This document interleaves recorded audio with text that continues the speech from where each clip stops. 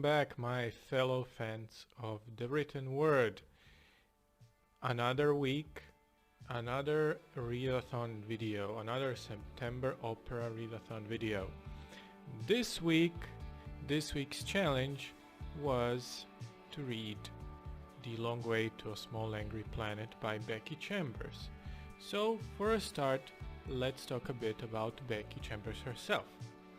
She had a rather unique path to being published. This was a debut novel, and she tried to publish it traditionally, but she had no success with it.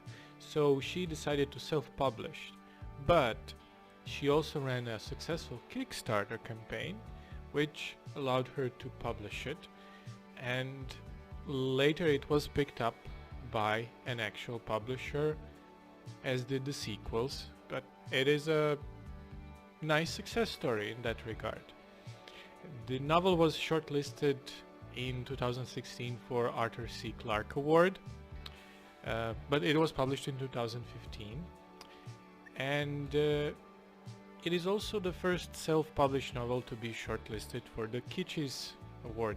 I think it's called Golden Tentacles Award for the best debut novel, and both of the sequels were nominated by Hugo, so pretty successful series, to say the least. So let's jump to the premise. In a nutshell, this book follows a interstellar multi-species crew. The ship is called Wayfarer. It's a, can we call it a utility ship? Essentially, in this universe, you can build tunnels through space to connect different reaches of it together, almost like building wormholes. And it's a crew, I guess, of people of various species, and our window into this crew of people is a new addition to the crew. Her name is Rosemary. She is a human clerk. She is a numbers person, and she, along herself, she's a human. Other part of her crew include a pilot Sissix. Sissix is a lizard-like alien person. Then we have Dr. Chef with a very delightful name. He is, surprise surprise, crew's chef and a doctor. He's also a member of the species that's not bipedal, and he is one of, well, he's a member of the dying species. Then we have Ohan, the navigator. He's a species that's infected with a virus that they consider sacred because it allows them to see time and space differently than other species. So it allows them to navigate these wormholes better. But it's also fatal. Then we have Loveless, which is the ship's AI, a sentient AI. Then we have the human Captain Ashby, engineers Kizzy and Jenks, and an asshole lab algae specialist named Corbin, because in this universe you can power ships by the power of space algae. Don't ask me why. I don't know. So Rosemary is our window into this crew. She is someone who ran away from her home because her father was caught doing something very illegally, and she wanted to start over. And amidst all of that, the Captain Ashby accepts a once-in-a-lifetime opportunity, a huge gig that will allow them to improve the ship greatly, something they cannot miss. So essentially they have to make a tunnel to the galactic core, which was previously deemed very unsavory, because it was under control of a violent species, which were unfriendly to the sort of galactic alliance. There is this, not Starfleet, but there is an alliance of species. It's almost like a space European Union, I would even say, called GC. And that's a premise. So where's the plot? Here is where it gets interesting. It does have a plot in sense of it has a backbone. They're doing one last gig, so inadvertently it's gonna go bad or something's gonna happen on the way there, but this is not the case here. This is a series of vignettes. Where the crew visits various locations. For example, ports where they visit old friends or have to buy old parts. I mean, there's almost like a filler episode where they visit a small community of body modders that Kizzy is friends with. Or just a slice of life interaction, day-to-day life on the ship. That's what this is about. This is not about twists and turns. There are some revelations in the book, but I would not call it a twist or twists. So to conclude, well, I have to say, reading it, I thought I'd have very little to say about it. I thought I would have to just conclude, well, this was pleasant, but my notes grew in size. So let's see. I am a firm believer that violence or action is not the only source of conflict in a story. In essence, conflict is a disagreement that you can solve with words, space lasers, but it has stakes. And I do think there's conflict in this story. This might not appeal to people who want their space adventures to firmly be action-y, because this is not it. There is some action, but that's not the point or the focus. Relationships are the focus of this story. This is a story of different people trying to be nice to each other, but they also want to keep their differences. They are different people from different cultures, from different species, living in a deeply allegorical universe. So I wanted just to cover a few relationships that are, well, very allegorical. So we have number one, we have a human captain, and he has a romantic relationship with a member of the species that's very unwelcoming to interracial unions. So right here, right there, you can read race, identity, any kind of difference there, and just classic stuff, right? He could have been a peasant falling in love with a noblewoman. Honestly, it would work the same. It's a very universal old trope.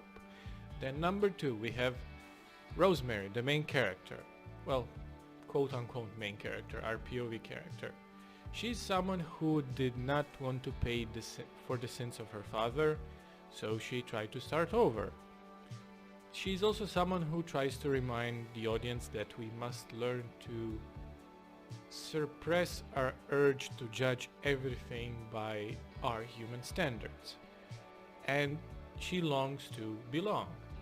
And she finds an adoptive Wayfarer crew, or maybe something even more, which brings us to Sissix.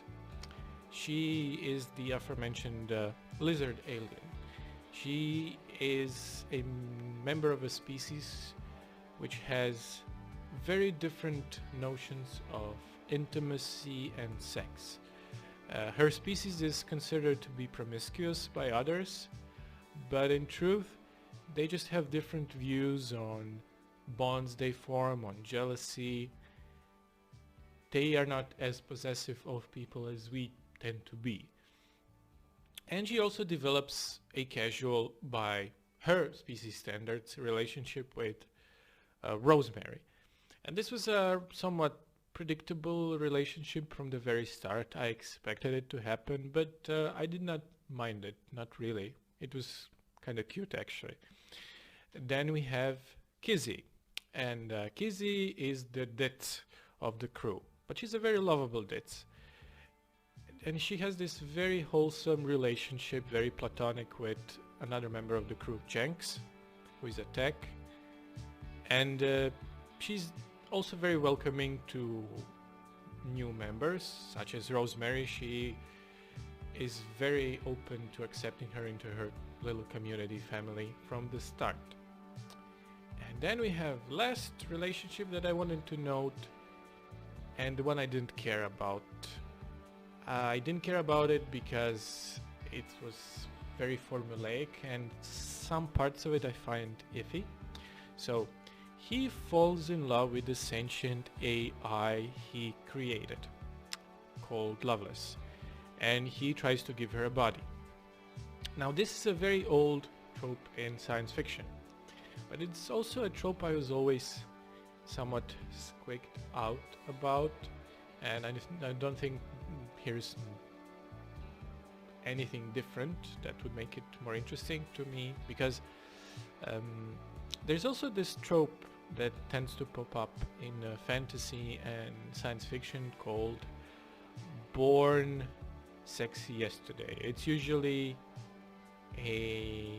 someone who comes to exist in an adult form, and a person who cares for them,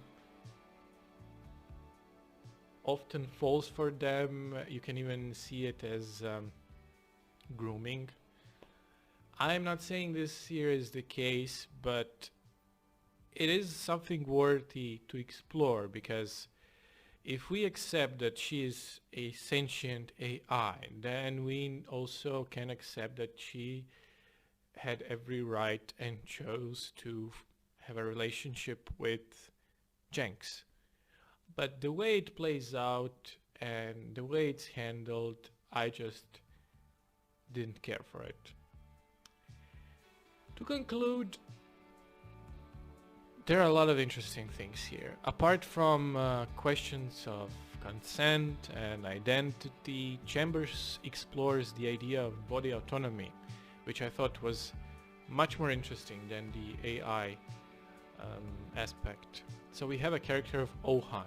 He is a member of a species that willingly infect themselves with a virus that takes them over in time. They consider it sacred because it reveals the secrets of the universe to them.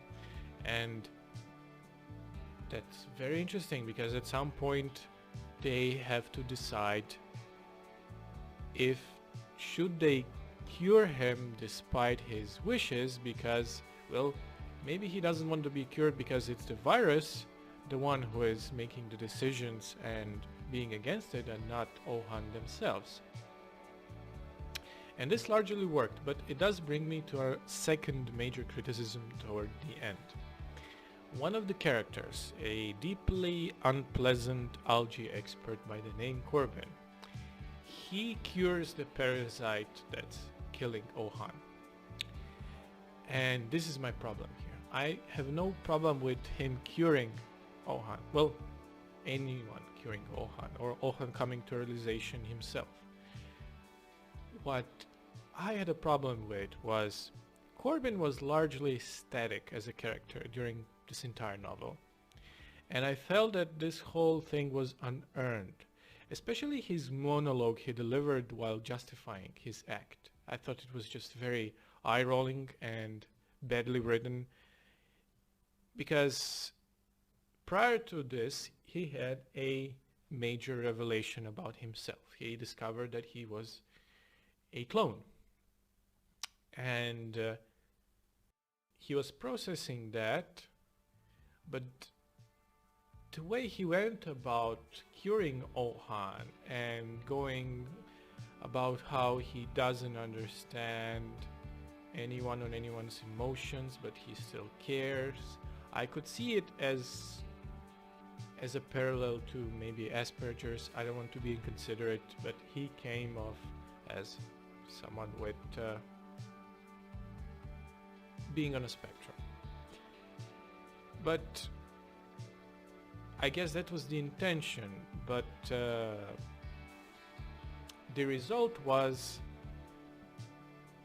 Chambers had to put someone unpleasant into the crew, because the crew was filled with very welcoming, very warm people, so she had to make an asshole. Assholes can be interesting, but I guess there must be something about them other than being an asshole, because I could tell you guys, describe a lot of characteristics of other characters, but not Corbin. He was very boring to me, and he was an asshole for the sake of being an asshole. And I just felt that in the end, Chambers did not know what to do with him, so it felt rushed. So here it is. If I were to rate this, I'd give it 4 out of 5 stars. This is a warm blanket of science fiction for your eyes or ears, whichever you choose. So tell me what you thought about this, if you read it or you plan to read it. And thank you for watching. Bye bye.